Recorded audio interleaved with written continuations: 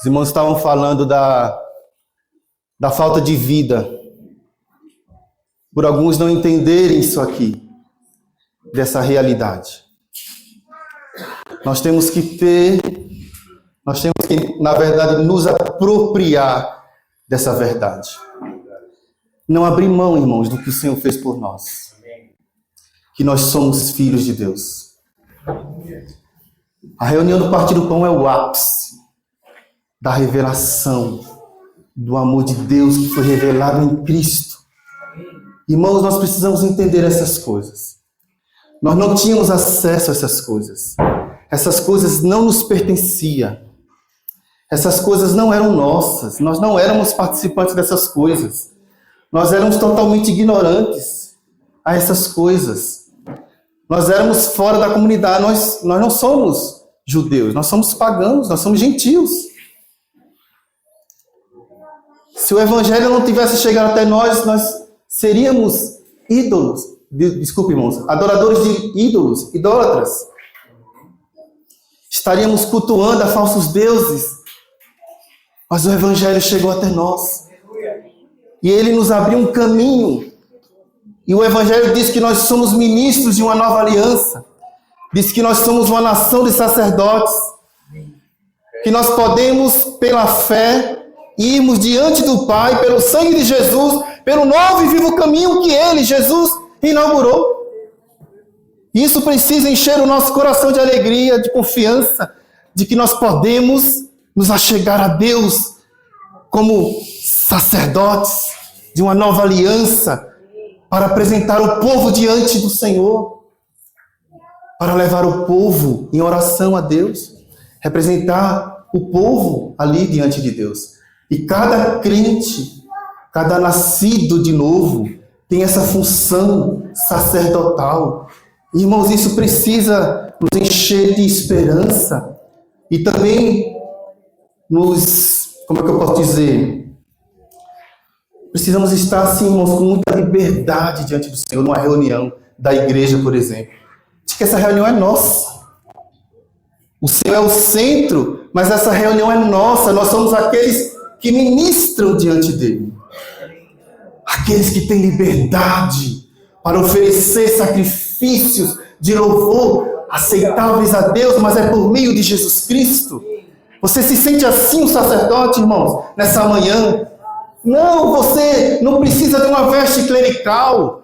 Você não precisa passar anos numa escola, não, irmão, de teologia para receber. Não, irmãos, não é isso. Não se trata disso. Se trata do resultado da obra de Cristo. Ele já nos fez reino e sacerdotes para o nosso Deus.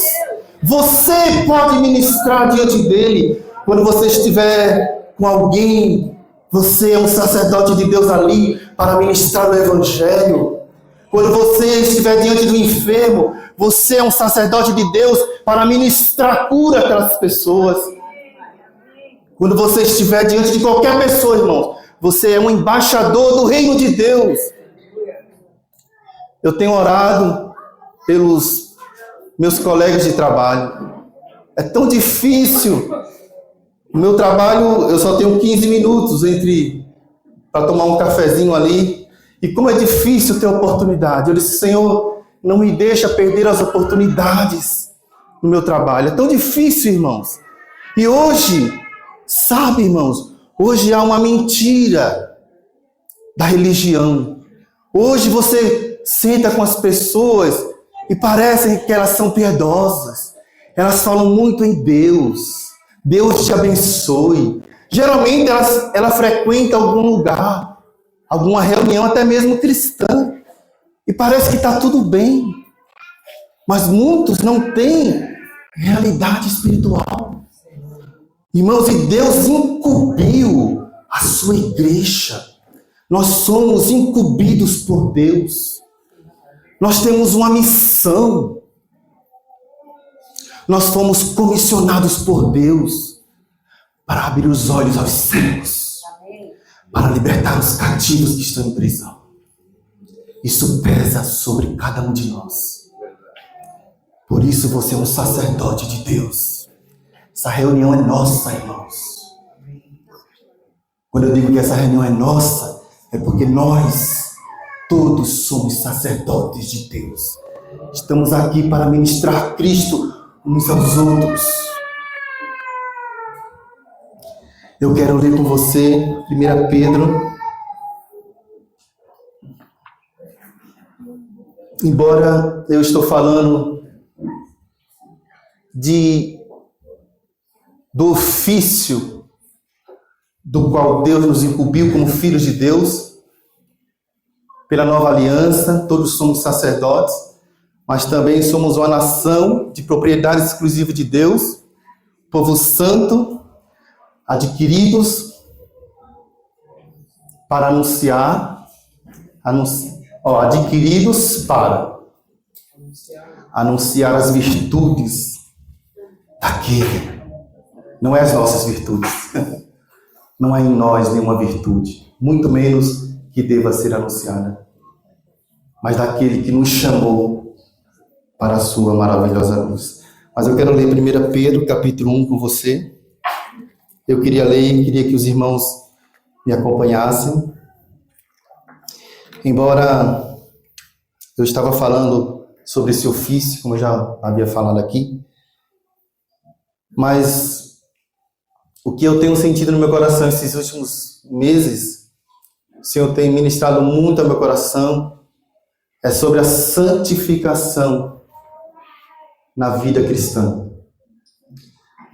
Rodrigo falou algumas semanas atrás sobre o livro de Tessalonicenses, e lá em Tessalonicenses diz que esta é a vontade de Deus. Esta é a vontade de Deus. 2 pontos. A vossa santificação. E eu queria falar sobre isso. Senhor, nos dê graça nessa manhã, Senhor. Obrigado, Senhor. Muito obrigado, Pai, pelo teu Filho Jesus. Sem Ele, nada disso seria possível. Sem Ele, nós continuaríamos vivendo uma vida vã. Senhor, sem nenhum sentido. Mesmo que alcançássemos boas posições neste mundo. Mesmo que tivéssemos uma boa família. Contas equilibradas. Mesmo que fôssemos cercados de pessoas amadas, queridas.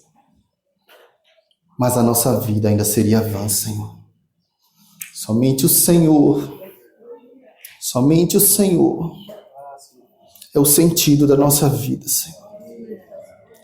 Nós queremos dizer ao Senhor Jesus o quanto o Senhor é precioso para nós. Nós queremos, Senhor, reconhecer tua bondade e a tua misericórdia. Oh, Senhor, ainda que somos o que somos, ainda que muitas vezes estamos aquém daquilo que o Senhor quer, mas o Senhor não desiste de nós. E é por isso que te amamos, por esse amor tão insistente conosco. Tão insistente é o Senhor para com seus filhos, almejando que cada filho seu seja conformado à imagem daquele que é perfeito. Senhor Jesus, tu és o perfeito, tu és o padrão da perfeição. Obrigado por essa vida da qual foi falado nessa manhã, essa vida que nos salva todos os dias de nós mesmos. A vida de Deus que habita em nós, que não nos deixa permanecer no pecado, que não nos deixa andar como nós queremos andar, segundo a carne, segundo as nossas próprias paixões. Muito obrigado, Senhor, pela tua natureza, da qual nos fizestes participantes, pelo teu Espírito Santo. Muito obrigado. Nós somos muito gratos a ti, Jesus, pela tua obra de salvação. Não nos deixe esquecer da onde o Senhor nos tirou, do que o Senhor fez por nós. Não nos deixe esquecer. Em nome de Jesus. Amém. 1 Pedro, capítulo 1, versículo 1. Eu quero ler e pedir que os irmãos acompanhem, por favor.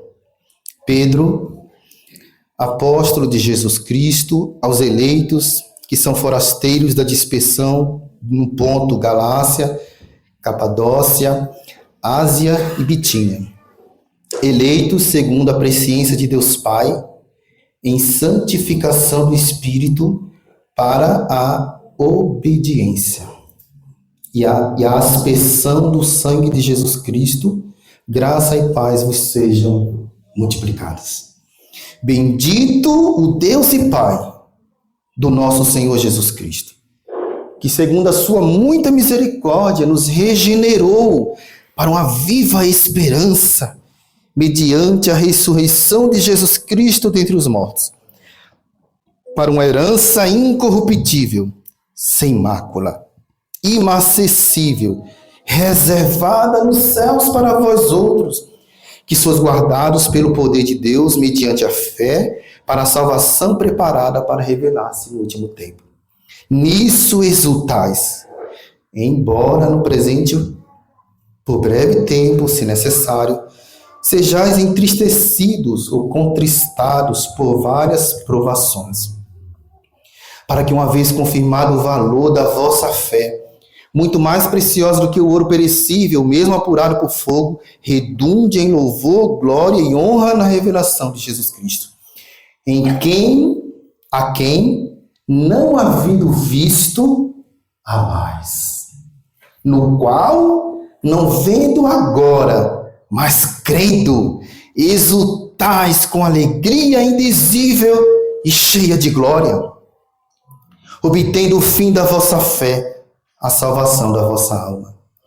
Foi a respeito desta salvação que os profetas indagaram. Queria pular para o versículo 13. Por isso, cingindo o vosso entendimento, sede sóbrios e esperai inteiramente na graça que vos está sendo trazida na revelação de Jesus Cristo, como filhos da obediência. Não vos amoldeis às paixões que tinhais anteriormente na vossa ignorância. Pelo contrário, segundo é santo aquele que vos chamou. Eu queria que essa parte desse versículo ficasse mais fixada no nosso pensamento nessa manhã. Segundo é santo aquele que vos chamou, tornai-vos santos também vós mesmos em todo o vosso procedimento. Porque escrito está, sede santos, porque eu sou santo.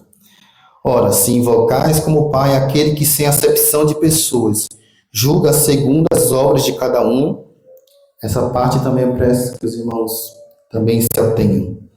Portai-vos com temor durante o tempo da vossa peregrinação, sabendo que não foi mediante coisas corruptíveis, como prata ou ouro, que fostes resgatados. Essa terceira parte também eu queria que os irmãos fixassem. Resgatados do vosso fútil procedimento, que vossos pais vos legaram, mas pelo precioso sangue, como de cordeiro sem defeito, aleluia, e sem mácula, o sangue de Cristo, conhecido com efeito antes da fundação do mundo, porém manifestado no fim dos tempos, por amor de vós, que por meio dele tendes fé em Deus, o qual o ressuscitou dentre os mortos e lhe deu glória, de sorte que a vossa fé e esperança estejam em Deus. Tendo purificado a vossa alma pela vossa obediência à verdade, tendo em vista o amor fraternal, não fingindo, amai-vos de coração uns aos outros ardentemente, pois fostes regenerados, não de semente corruptível, mas de incorruptível, mediante a palavra de Deus, a qual vive e é permanente. Até aqui.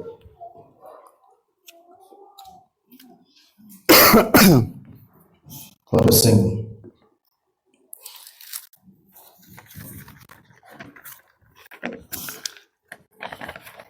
Queria voltar para o versículo 1.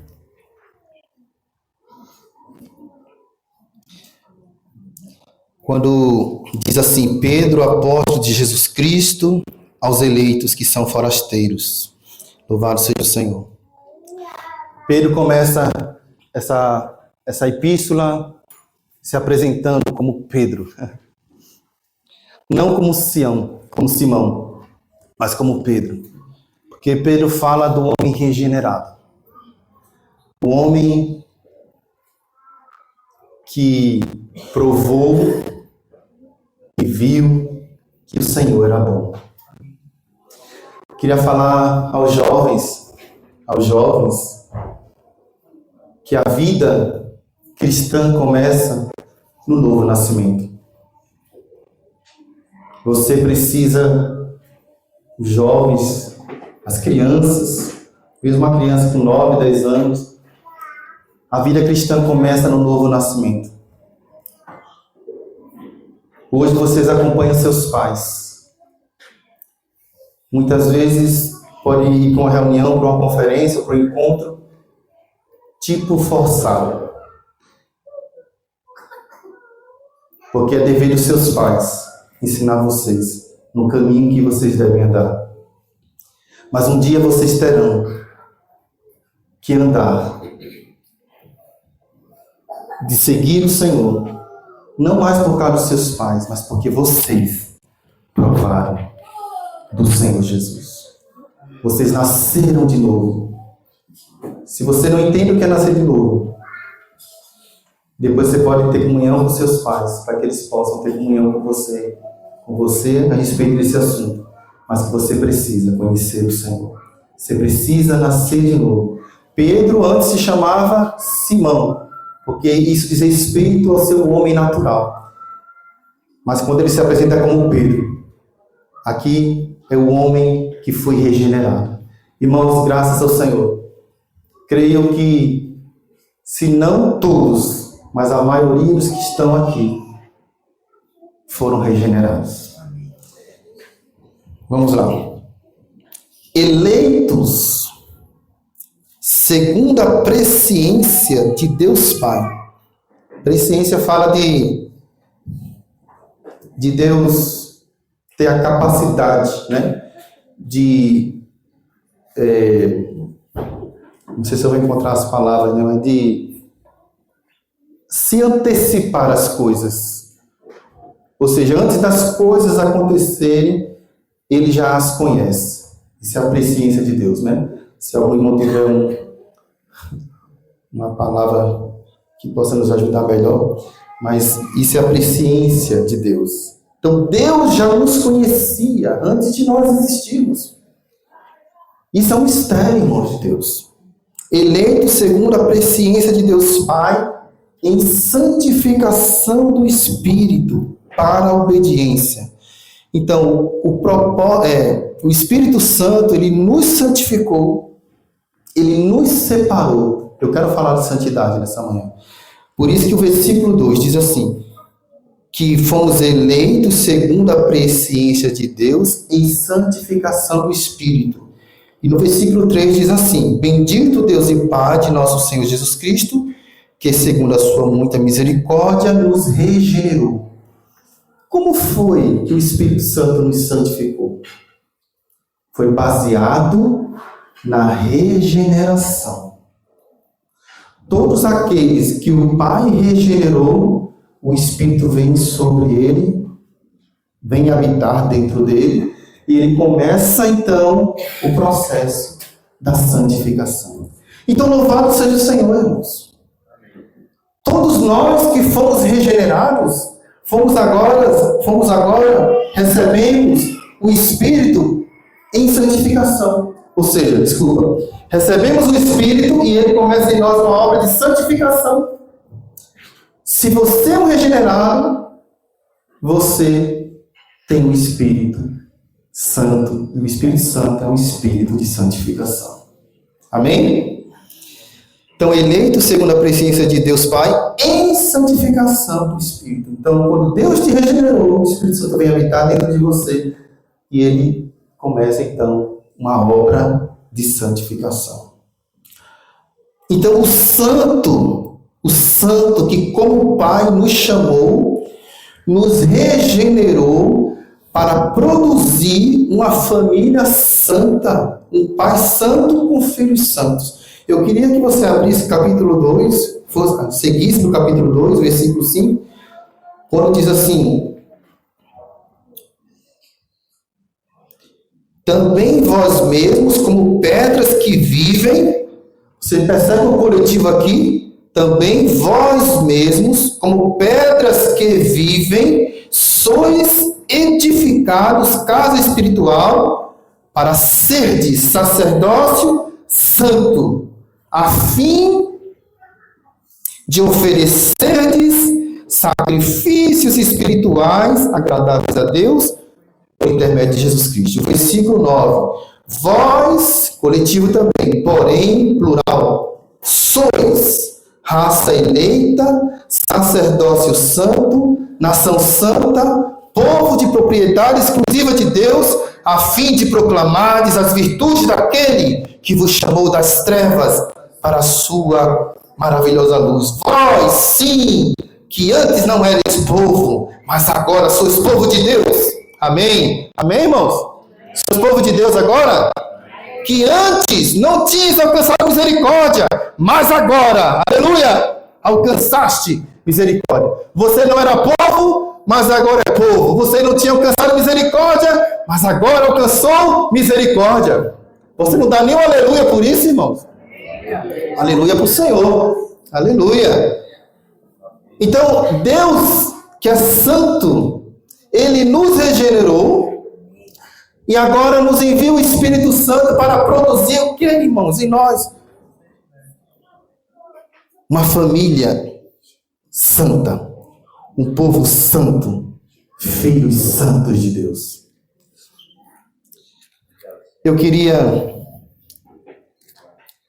Eu gostei de ler muito isso aqui.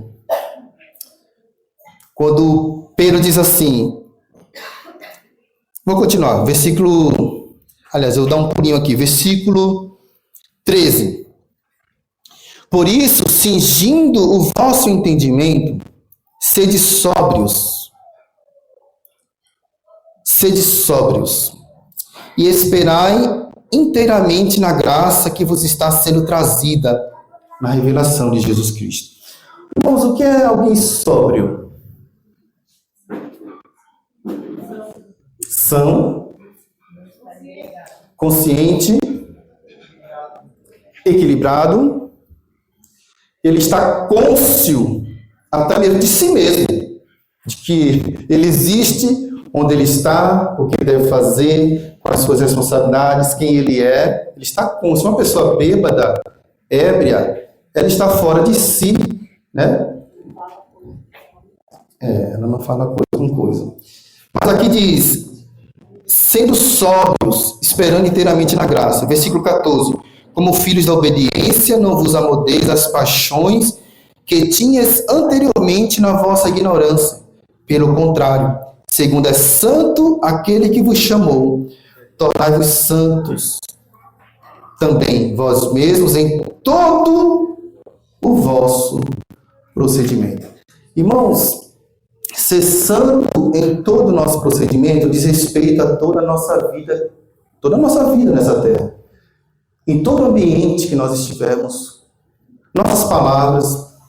Eu fico admirado que há cristãos que falam palavras torpes, irmãos, como se nada, sabe?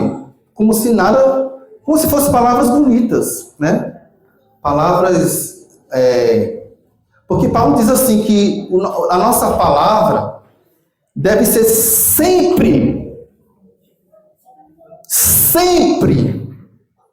temperada com sal. Porque o sal elimina as bactérias. Preserva a santidade, o pudor, a pureza. Nós, filhos de Deus, precisamos, a Bíblia diz, colocar sal nas nossas palavras. Quando Pedro foi levado diante Quando o Senhor Jesus foi levado diante de Pôncio Pilatos, e Pedro ali, de uma maneira temerosa e distante, de certa maneira acompanhou o Senhor, mas de uma forma distante e temerosa, e mesmo não declarando publicamente que ele era um discípulo, as palavras dele o denunciaram. E sabe o que Pedro teve que fazer para alguém acreditar nele? Ele teve que praguejar. Ele teve que praguejar para alguém dizer, não, realmente, ele não é discípulo do Senhor. Tem pessoas cristãs que vivem praguejando. Com isso, eles têm negado o nome do Senhor. Quando você vê ele praguejando, irmãos, a única maneira é como em muitos países que o evangelho é perseguido, os cristãos são perseguidos. As pessoas são levadas a maldizer o nome do Senhor Jesus, para que eles acreditem que aquela pessoa de fato está negando a sua fé.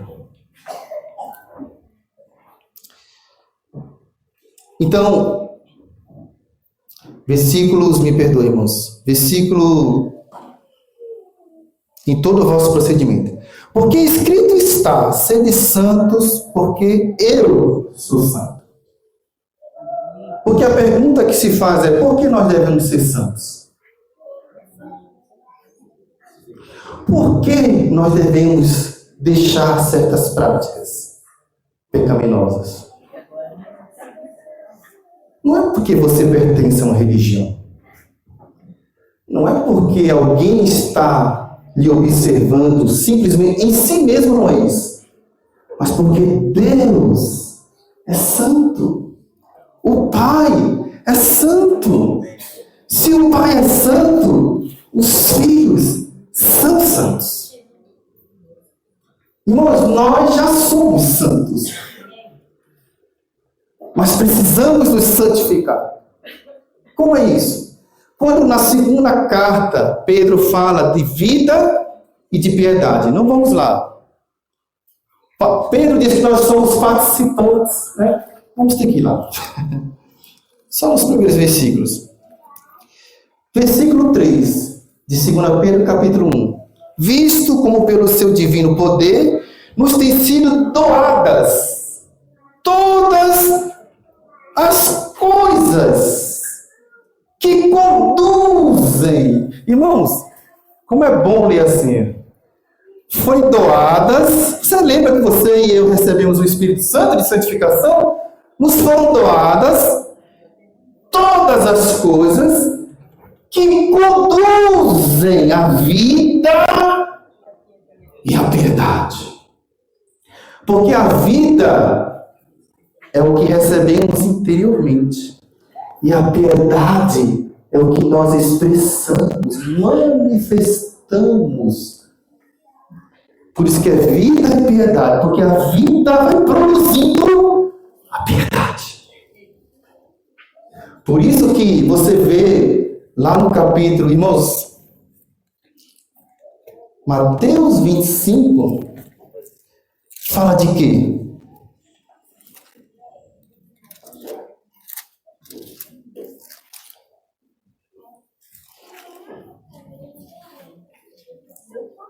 Mateus 25, versículo 1.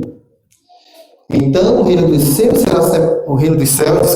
será semelhante a 10 virgens que, tomando as suas lâmpadas, saíram a encontrar-se com o noivo. 5 dentre elas eram nécias e 5 prudentes. As nécias, ao tomarem as suas lâmpadas, não levaram azeite consigo. No entanto, as prudentes, além das lâmpadas, levaram azeite nas vasilhas. O que é isso? Vida. Todas elas tinham vida nas lâmpadas. Espírito do homem é a lâmpada do Senhor. Provérbios 20, 27. A vida já nos foi dada. O azeite, o Espírito já está no nosso espírito. Mas lhes faltava às nécias azeite nas vasilhas. O que é isso? piedade. Agora, primeiro se fala de vida, depois, no versículo 14, fala dos talentos. Porque os talentos também é a manifestação daquilo que está dentro de nós. É a manifestação da vida. Quando você exerce os seus talentos, você está exercendo piedade também. Porque os seus talentos são ferramentas de Deus para você ministrar aos homens a vida dele. Amém? Então o santo, o Pai, que é santo, ele nos regenerou, nos chamou, nos regenerou para produzir uma família santa, um Pai santo com filhos santos. 1 Pedro, voltando.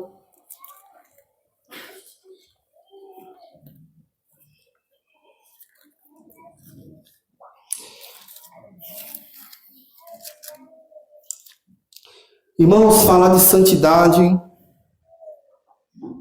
não é fácil. Sabe por quê? Porque todos nós temos concupiscências. Todos nós temos que lutar contra nossos próprios desejos.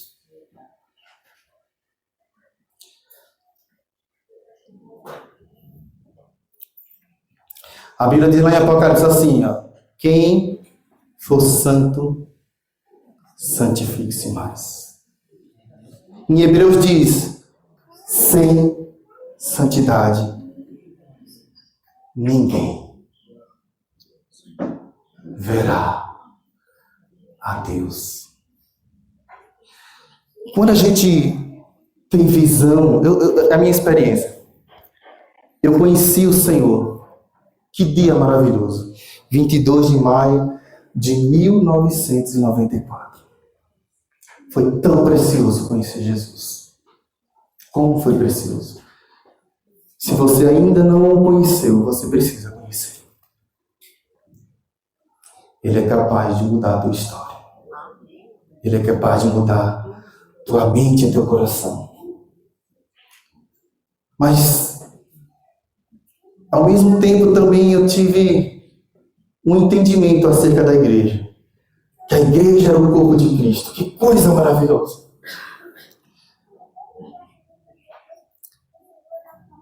E nesse meio, irmãos, sempre que se fala ou se falava em santidade, parecia algo sobre legalismo.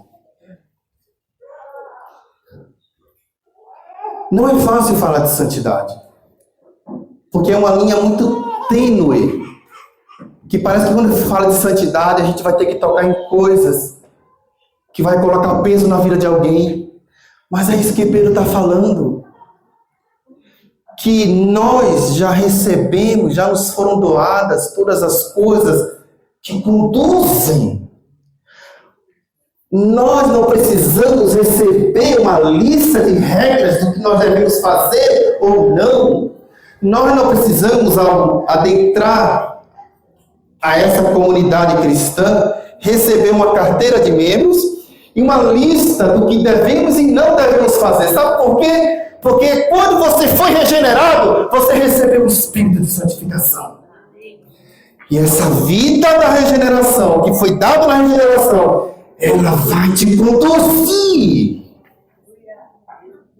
a tudo que diz respeito à vida. Eu vou dar um exemplo, eu gosto de dar exemplo, irmãos. Me perdoe para ser de mim mesmo, né? Porque se eu for dar de outra pessoa, eu tenho que me constranger e eu que tenho que passar vergonha, né? Ao dar um exemplo. Não. Quando eu era jovem, estava na moda umas camisetas baby look, que era bem apertadinha e ficava aqui no ombro. Eu era um jovem, não recebi uma lista do que eu devia e que não podia fazer, ganhei essa roupa, era uma roupa nova que eu ganhei de presente, e eu estava doido para usar aquela roupa. E onde foi que eu decidi usar aquela roupa? Bom, eu não tenho exatamente certeza, mas a primeira vez que eu usei essa roupa, foi uma calça jeans e essa roupa, e eu estava na moda, irmãos. Eu estava na moda. Porque a moda, ela faz isso, irmãos. A moda induz os homens às suas concupiscências. Atrás da moda existe um mentor que quer trazer sensualidade, que quer que você mostre aquilo que pode atrair a outros. Isso é a moda. E nós sabemos quem está por trás. Muitas pessoas que estão por trás da moda. E a intenção da moda é essa, expor a sua beleza. Mas Pedro diz que a mulher... O que é que diz da mulher? De um coração, não é no frisar dos cabelos, não é no seu esplendor das suas roupas, mas a mulher contrita no seu coração, mansa, humilde diante de Deus, é que é precioso diante de Deus. Essa é a beleza de Cristo que precisa ser vista em nós, a humildade. Isso é a piedade. A humildade, a mansidão devem ser os ornamentos dessas mulheres. O que deve atrair um homem a uma mulher não é a roupa que ela veste, é as atitudes dela, uma mulher mansa, submissa a Deus.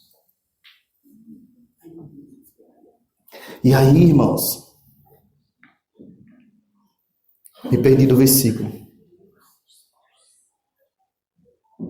Me perdi do versículo, irmão, me ajudam? 16. Porque está escrito, sede santos, porque eu sou santo. Então, ora sim, invocais como Pai aquele que... Então, desculpe, irmãos. Eu estava falando da roupa, irmão. Vocês nem me ajudam. Ninguém está acompanhando meu pensamento. Eu estava falando da roupa, vocês nem quiseram saber o resultado. Ainda bem pelo Espírito Santo. Então, eu naquele... vou usar minha roupa nova. No dia do partir do pão, eu fui convocado junto com aquele grupo familiar do qual eu participava no meu bairro, a ministrar a ceia, a mesa do Senhor. E eu fui com aquela roupa. Irmãos, eu não vi um olhar de censura dentre os irmãos. Ninguém me censurou. Todos... Não, mas... eu vou chegar. Ninguém me censurou. Os irmãos continuaram do mesmo jeito. Eu era tido ainda como homem espiritual. Aquela camisa não manchou a minha reputação. Mas aí, irmãos, durante todo o tempo que eu estava ali ministrando os irmãos, eu fui sendo constrangido pelo Espírito de santificação. Eu saí dali envergonhado. Eu saí dali como que derrotado pelas minhas concupiscências. Ninguém precisou me falar nada. Irmãos, como é bom quando ninguém precisa nos falar. O que nós já sabemos que devemos fazer. Porque a vida está nos conduzindo interiormente. A questão é o seguinte: nós temos sido obedientes à verdade? Essa verdade diz respeito ao Espírito da verdade, que é o Espírito da realidade. Ele quer nos levar à realidade da sua palavra. Só que nós cantamos, né, Anderson, aqui. Eu fiquei emocionada. Sim, eu amo a mensagem da cruz. Eu a vou proclamar. Levarei eu também minha cruz.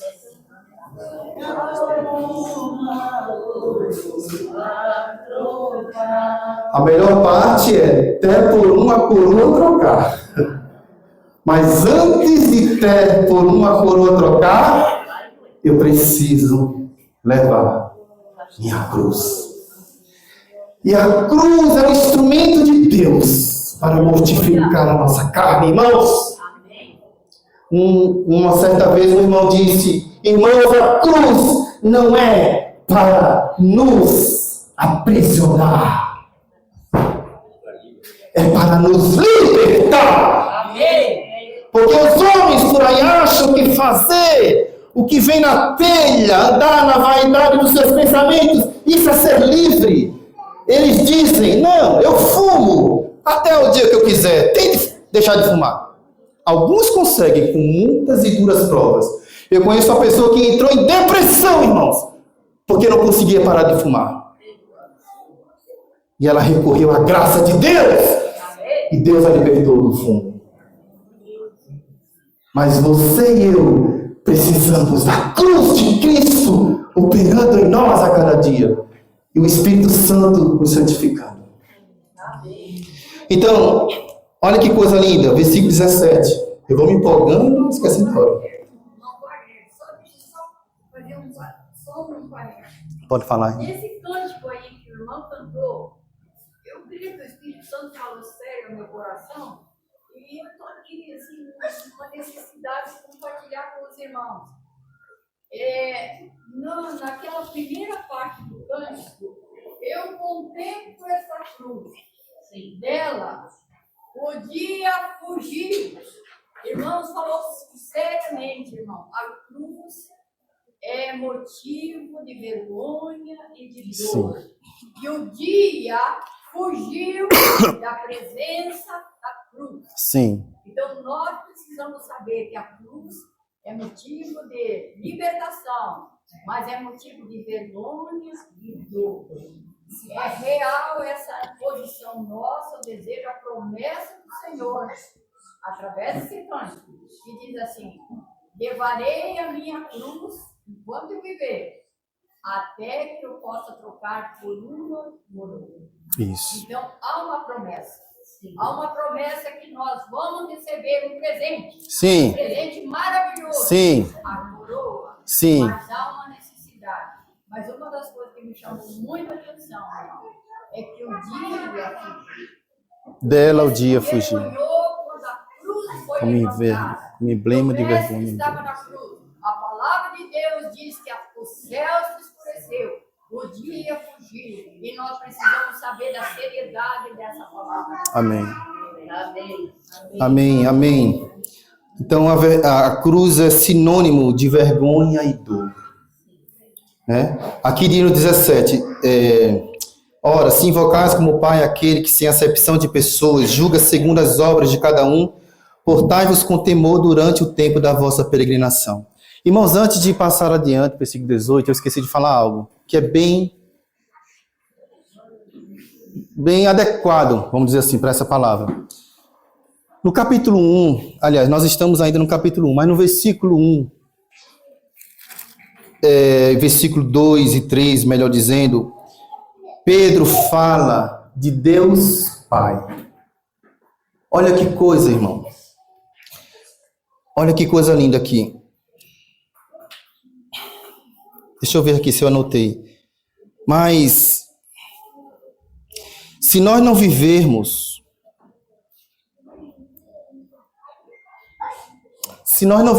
preste atenção. Se nós não vivermos dessa maneira em santidade, preste bem atenção. Deus é o nosso Pai, não é verdade? Ele nos regenerou.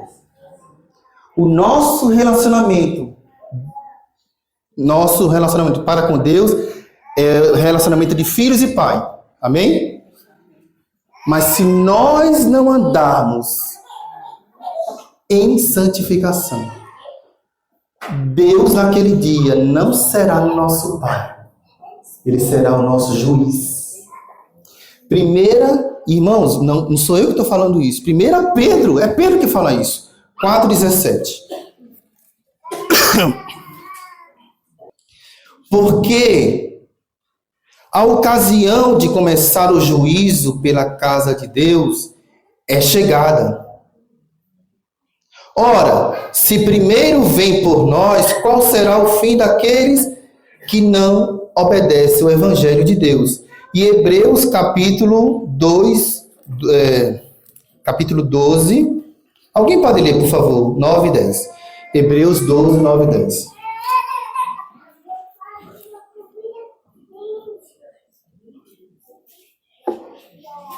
Hebreus 12, 9 e 10. Em voz audível. Alguém cheio do Espírito Santo. Pois eles nos corrigiam por pouco tempo. Isso. Lê um versículo antes, irmão. Além disso, tínhamos os nossos pais segundo a carne, e nos corrigiam, e os respeitavam. Não havemos de estar em muito maior submissão ao Pai espiritual que então viveremos? Pois eles nos corrigiam por pouco tempo, segundo melhor lhes parecia. Deus, porém, nos disciplina para aproveitamento, Para de sermos participantes da sua santidade. Então, 14, leia, por favor. 14, né? Segui a paz com todos e a santificação sem a qual ninguém verá o Senhor. Então, hoje o nosso relacionamento, irmãos, é de filho para com o Pai. Mas se nós não andarmos em santidade, Deus vai tratar com a nossa falta de santificação. E não só naquele dia, irmãos. Deus já está tratando, nos tratando hoje. Há muitos, Deus já está tratando hoje, para que nós vivamos em santidade. Amém? Eu queria só ler mais alguns versículos. Senhor Jesus. Então, se não vivermos assim, o Pai se tornará juiz e tratará com a nossa falta de santidade. Então, isso é uma advertência para nós. Eu queria ainda continuar e até fazer uma conexão com Hebreus 12, porque aqui ele vai dizer assim, sabendo que não foi mediante coisas corruptíveis, como prata ou ouro, que fosse resgatado do vosso fútil procedimento que vossos pais vos legaram. Então aqui está falando de fútil procedimento que nós aprendemos dos nossos pais. Né? Claro, irmãos, esses pais aqui não são pais, creio eu, não são pais no Senhor. Né? O que é um fútil procedimento? Irmãos, quando nós nascemos do nosso pai e da nossa mãe, que não conhecia o Senhor, o que é que nós aprendemos? É o que Hebreus falou. Eles nos ensinaram da melhor maneira. Era aquilo que eles tinham, que eles passaram para nós. Mas muitos dos nossos pais não conheciam o Senhor. E o que recebemos deles? Uma maneira de viver fútil. Um procedimento fútil. E o que isso quer dizer, irmãos? Quer dizer que o propósito da redenção é nos libertar da nossa vã maneira de viver. O Evangelho chegou até nós para nos libertar, irmãos, da vã maneira de viver. O que é que nós aprendemos dos nossos pais? Que não estavam no Senhor. Seja uma boa pessoa. Bom, isso é bom. Os princípios de educação, pedir licença, obrigado. Se foram pais, pelo menos tementes a Deus, né? Ensinaram isso. Você vai ter sua família, você vai trabalhar, estudar. Qual o problema disso, irmãos? Você sabe qual é o problema disso? É que isso é uma vã maneira de viver. Se a nossa vida cristã é só cuidar da nossa casa, trabalhar, estudar e vir para a reunião no domingo, eu não estou desprezando a reunião no domingo, tá, irmãos? Mas isso pode, de repente, ser uma vã maneira de viver. Isso é confrontante para todos nós, irmãos. Eu que vos falo, quero ser alcançado por esse evangelho. Eu não quero, irmão, estar cuidando só da minha casa. Isso faz parte da vida cristã, porque se você não cuida da sua casa, você é pior do que o incrédulo. Aí você diz, Senhor, eu não sei para onde ir. Porque se eu cuido da minha casa, se eu não cuido da casa, o Senhor diz, você é pior do que o incrédulo. Mas se você só cuida da sua casa, isso pode ser uma vã maneira de viver. Porque a vida cristã não é só a família, mas também é a família. Você é responsável de colocar comida na sua casa, de pagar as contas, de amar a sua esposa, de ver o que lhe falta, olhar a necessidade dela. Não é só da esposa, estou falando só da esposa, né? Não pode esquecer a esposa. Tem que olhar o que falta para os filhos. É responsabilidade sua, varão. É assim. Deus vai cobrar de você se você não for o mantenedor da sua casa. Estou falando de coisas materiais e físicas, sim. Mas também Deus vai cobrar de você se você não for o sacerdote da tua casa. Tua esposa não ora, teus filhos não oram, não lê a Bíblia, e Deus vai cobrar de você. Mas a vida cristã não é só, irmãos, a nossa casa. Porque Pedro vai falar assim, vós servos, você tem que trabalhar. Como você lida com seu patrão, como você se comporta na sua empresa, você tem sido real, honesto, chega na hora, sai na hora, é fiel, cumpre com os contratos. Tudo isso é também a vida cristã. Você tem que estudar, trabalhar, fazer cursos para ser um excelente funcionário. Sim, tudo isso é verdade, porque isso glorifica a Deus. Não podemos separar vida cristã de vida secular. Não, irmãos. Nós não vivemos uma vida cristã no salão de reunião e no trabalho uma vida secular. Não. Tudo é a vida cristã. Tudo é a vida de Cristo em todo o vosso procedimento. Pedro diz. Aí ele vai falar, vós servos, vós esposas. Como é que é essa santidade no lar? Vamos ser práticos. Como é a santidade no trabalho? Santidade no trabalho é o empregado fazer aquilo para o qual ele foi contratado. Ah, mas essa empresa não me paga bem. Problema seu. Você assinou um contrato, cumpra com o contrato. Isso é santidade no trabalho. Meu Deus. Eu falo assim, mas até eu tenho medo. Mas é que o Espírito Santo está falando. Porque o Espírito Santo está falando que sou eu que estou sendo usado por ele. Não é só isso, irmão. Porque está escrito aqui. Né? Foi ele que falou. Eu só estou dizendo o que está escrito na Bíblia. Talvez eu só estou como é que é? Uma sensação de que Deus fala assim comigo. Às vezes, não sei se Deus fala assim com você, irmãos. Mas um pai às vezes chega assim para o filho, né? Então, como é a santidade no trabalho? Paulo diz, Pedro diz, vós servos. Vamos ver como é que Pedro diz? Que nós estamos falando de santidade. 2,18. 1 Pedro 2,18. Servos, sede submissos com todo temor ao vosso Senhor. Esse Senhor aqui não é o Senhor Jesus não, viu, irmão? Eu só obedeço ao Senhor Jesus. Ó, como ele é espiritual. Você não é espiritual. Na verdade, você é carnal. E você está usando a palavra de Deus como pretexto para a desobediência. Tem que obedecer até os maus, né? Até os maus. Vamos lá. Porque obedecer os filhos é bom, é fácil. Não é Osíris? O Osíris é meu gerente lá na ICEI. Ele é bonzinho, irmãos. Mas mesmo assim eu preciso obedecê-lo. Porque isto é grato que alguém suporte tristeza. Olha a cruz, irmãos. Suportar um patrão.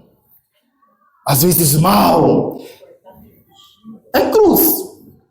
Só que o mundo vai dizer que você está cheio de direitos. Não, mas o meu direito está escrito na lei tal, na lei tal, na lei tal. Se a gente for usar todas as leis a nosso favor, irmãos, nós vamos ser carnais. Porque Jesus poderia sim. Ele é quem foi mais justo que ele, irmãos? Quem ele poderia chamar os seus discípulos? Vamos bater as panelas. Vamos fazer uma passeata, uma motociata, um camelodiatra, sei lá, carroceriatra, pega os cavalos, grita em Jerusalém que estão matando um justo. Ele poderia gritar, mas o servo de Deus não se ouviu a sua voz gritar por justiça. O justo se colocou no lugar do injusto. E Pedro diz que nós devemos pegar as suas pegadas. Mas o mundo de hoje, irmãos, vai encher de direitos. Eu não estou dizendo, irmãos, que nós não temos direitos como cidadãos, por favor. Não é isso. Mas que muitas vezes nós lançamos mão do direito e perdemos a oportunidade de Deus lidar com a nossa carne. Porque não discernimos o momento que podemos fazer sim, tomar mão do direito como cidadãos. Não é errado, não é pecado. Tudo é lícito. Mas nem tudo convém. E a hora está se passando. Já se passou. Servos, vou terminar. Será que dá mais 5 minutinhos? Alguém vê lá o almoço lá? Alguém pode ver lá o horário do almoço?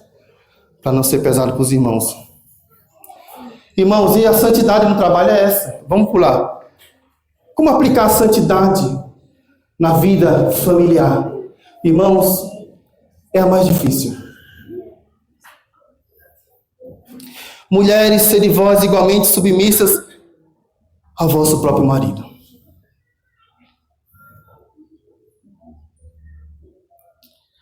Às vezes não é. Eu também tenho uma esposa. Eu posso tentar falar coisas aqui e ela achar que é, não sei. Mas eu vou falar, irmãos. Depois a gente resolve em casa, né, amor? Depois a gente resolve em casa. O marido quer chegar cedo na reunião. E a mulher ou as filhas atrasam tudo. Irmãos, pode ser brincadeira. Eu não estou falando aqui nada particular. Eu tenho esses problemas em casa também, como qualquer irmão. Mas eu quero que nós nos sujeitemos a Deus. E debaixo da sua palavra. Que ela está sobre nós. A gente tem medo de dizer certas coisas, porque, tá, irmão, tem tal situação, será que vai pensar? Irmãos, nós somos uma família. Então, depois a gente resolve em casa.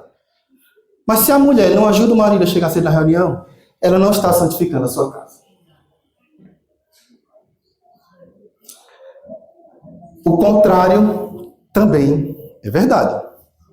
Às vezes é os maridos. Quanto tempo se gasta no espelho, não acorda cedo. Às vezes alguém está pagando um preço, irmãos, e outros não estão pagando. Às vezes alguém está se esforçando, o outro não. Santifica o seu lar. Dê condições da esposa, maridos. Maridos, dê condições à sua esposa de ter um tempo de oração. Às vezes ela está muito atarefada. Você poderia pelo menos lavar o prato para ela ir lá para o quarto e orar. Também é verdade. Por que não? Nos ajudar mutuamente. Às vezes as coisas ficam muito para um lado e menos para outro. Temos que ter balanças justas. Pesos justos. Eu não sei se isso cabe, irmãos. Cabe ou não cabe? Santidade, irmãos, não é você ir para o deserto. Quantos minutos aí? 5. Meu Deus. Eu precisava de meia hora. Irmãos, santidade não é ir para o deserto. Se você acha que você vai viver no mosteiro ou no deserto, você vai ser como é que chama? Um cara que vive no deserto, um eremita. Né? Ermitão também que chama, parece. Né? Você acha que não vai ter problema no deserto? Onde foi Jesus tentado? Onde foi Jesus tentado? Tem gente que não vou trabalhar mais, não vou estudar mais, eu vou viver no mosteiro, só orando no quarto, só lendo a Bíblia. Irmãos, nós somos tentados pelo que está dentro da gente, irmãos. A tentação é exterior, mas a concupiscência é na carne. Você pode pegar um avião e ir para o Japão. Dentro de você está o elemento. Apenas Satanás está fora. Dentro está o desejo de comer o bolo de chocolate. Dentro. Que vontade de saciar a minha carne com um pedaço de bolo de chocolate. Somente é para aqueles que não podem comer. É uma tentação. Mas aí vem o diabo, ele sabe quanto você gosta do bolo de chocolate. E ele faz com os melhores ingredientes. Ele traz a oportunidade de você comer o bolo de chocolate. Então o problema, irmãos, não é o ambiente em si. É dentro de nós. Por isso que ele nos deu tudo que diz respeito à vida e à piedade. Estou terminando, irmãos. Eu acho que só falta 1 minuto. Então a santidade no lar. Maridos, ó. Igualmente, vivei a vida como no lar. Não. Eu sou o sacerdote da minha casa. Eu sou devorar e ensinar Bíblias. Minha esposa e meus filhos. Não, nós temos que lavar os pratos também. Se a esposa precisar, você precisa lavar os pratos. Você precisa de vez em quando, quem sabe, passar um pano no chão. Sua esposa está fadigada. Às vezes você reclama que ela anda muito nervosa. E você cobra ela submissão. Você cobra ela mansidão. Mas você não percebe o quanto ela está cansada e afadigada. Maridos, vivei igualmente a vida como do lar. E tendo consideração para com a vossa mulher. Aí vem a vida exemplar, um amor fraternal. Eu não vou poder me alongar mais. Mas o que é a santidade, irmãos, na vida da igreja? Olha que coisa linda, irmãos. Eu vou ler aqui e terminar. Do 8 ao 12, eu prometo, José. Finalmente. Sede todos de igual ânimo. Olha o Espírito Santo produzindo santidade na igreja. Todos de igual ânimo. Amém? Eu acho que ainda estão todo mundo de igual ânimo. Todos de igual ânimo. Está chegando. Todos de igual ânimo. Está melhorando. Todos de igual ânimo. É isso que o Espírito Santo quer produzir. Ânimo. Ânimo para vir para a reunião quarta-feira, depois de um dia de trabalho para orar. Você tem o mesmo ânimo que alguns têm tido toda quarta? Você precisa permitir que o Espírito Santo produza isso em você. Amém? Estou terminando, Zé.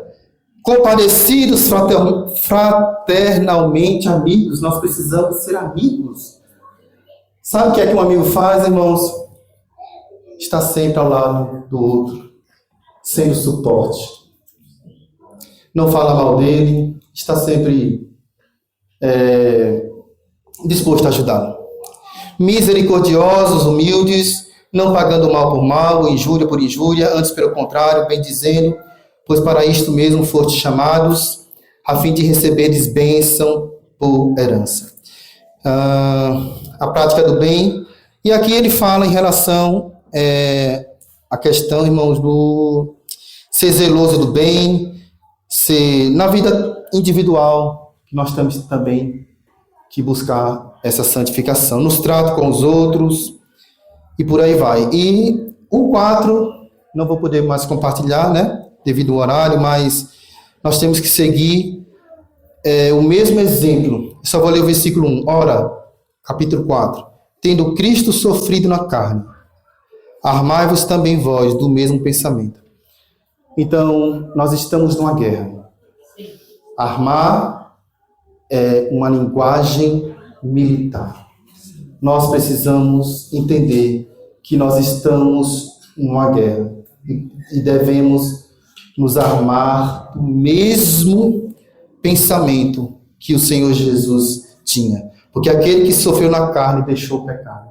Né? Aqui existem umas controvérsias, tal, não vai dar tempo de explanar, mas a questão é que alguns entendem que, por exemplo, o prazer estimula a concupiscência. Os irmãos sabem o que é concupiscência. O prazer estimula a concupiscência, mas o sofrimento refreia. A cruz, ela vai lidar com a nossa carne.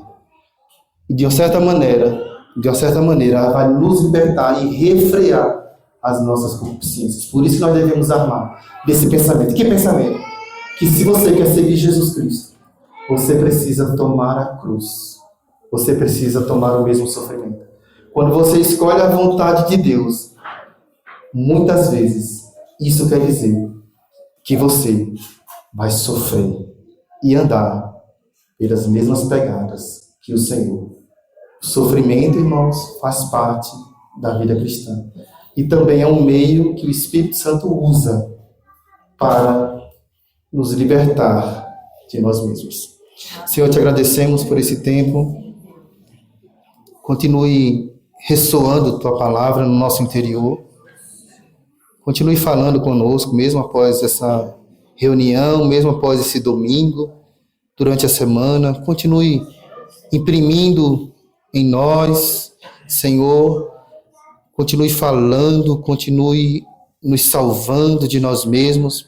Colocamos diante de Ti essa palavra que foi ministrada, pedindo ao Senhor a misericórdia, a graça do Senhor, porque nós reconhecemos que isso é muito alto, está além da nossa capacidade de praticar tudo isso que falamos e ouvimos. Mas nós reconhecemos que o Senhor já nos deu tudo que diz respeito à vida e à piedade. Senhor, nós confiamos plenamente no Espírito Santo, de que Ele é aquele que produz em nós tanto querer como efetuar segundo a sua boa vontade. Em nome de Jesus. Amém.